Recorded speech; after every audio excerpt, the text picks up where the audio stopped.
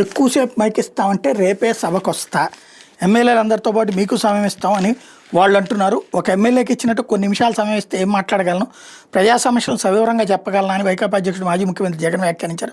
సభకు రండి మాట్లాడేందుకు సమయం ఇస్తానని స్పీకర్ అంటున్నారు కదా అని తమ పార్టీ ఎమ్మెల్యే ఒక అన్నంతో జగన్ స్పందించారు. నువ్వు ఇంకా మనోళ్ళు ఎవరైనా వస్తే అందరూ వెళ్ళి స్పీకర్ని కలిసి అడగండి, తగిన సమయం ఇస్తామని ఆయన హామీ ఇస్తే మనకు ప్రతిపక్ష హోదా ఇవ్వకపోయినా సరే రేపే సభకు వస్తానని పేర్కొన్నారు. గురువారం తన క్యాంప్ కార్యాలయం నిర్వహించిన వైకాపా శాసనసభ సమావేశంలో జగన్ ఆసక్తికర వ్యాఖ్యలు చేశారు. ఇది సభకు వస్తే మాట్లాడే అవకాశం ఇస్తామని వాళ్ళు చెప్తారు, కానీ చేసేది వేరే ఉంటుంది. 2-3 అంశాలపై మొన్న నేను ప్రెస్ మీట్ పెట్టి ప్రజెంటేషన్ ఇస్తే గంట పైన పట్టింది. అలా ప్రజా సమస్యలపై సభలో వివరించేందుకు సమయం ఇస్తారా?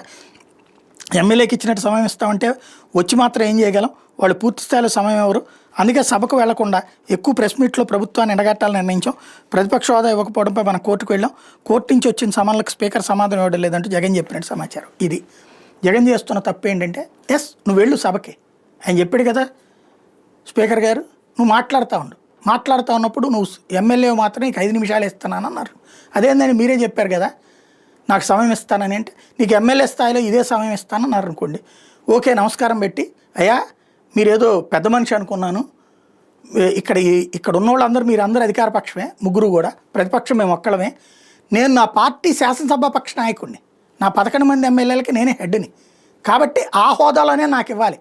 దానికి సాక్ష్యం మీ ఉపేంద్ర ఇంతకుముందు పార్లమెంట్లో రాజీవ్ గాంధీ ప్రధానమంత్రిగా ఉన్నప్పుడు ప్రతిపక్షం కింద మీకే ఉంది అక్కడ. ఆ రోజున 10% లేరు మీరు, 10% అయితే ఆ రోజున 54 మంది ఉండాలి, కానీ ఎవరూ లేకపోతే ప్రధాన ప్రతిపక్షం మీరే అయ్యారు.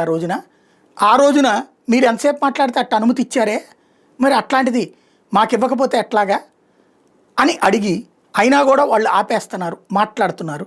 అప్పుడు 2 చేతులు ఎత్తి దండం పెట్టి ఇలాంటి సభలోకి నేను వచ్చినందుకు సిగ్గుపడుతున్నాను, థ్యాంక్ యూ అని చెప్పి బయటికి వెళ్ళిపోయాడు అనుకోండి, అప్పుడు షంషేర్గా ఉంటుంది, ప్రజలకి రుజువు చూపించినట్టు ఉంటుంది, వాళ్ళ తప్పునో మోసాన్నో ఎండగట్టినట్టు ఉంటుంది. ఇంట్లో కూర్చుని నాకు ఎక్కువ టైం ఇస్తే వస్తా, నాకు సరిగ్గా మధ్యలో దారిలో రెడ్ కార్పెట్ వేస్తే వస్తా, పూలదండలు వేస్తే వస్తా, మంత్రులు వచ్చి రిసీవ్ చేసుకుంటే వస్తా అంటే అది అహంకారం కింద కనబడుతుంది, తెలివి తక్కువతనం కింద కనబడుతుంది ప్రజలకి. అది గ్రహించాల్సి ఉంది.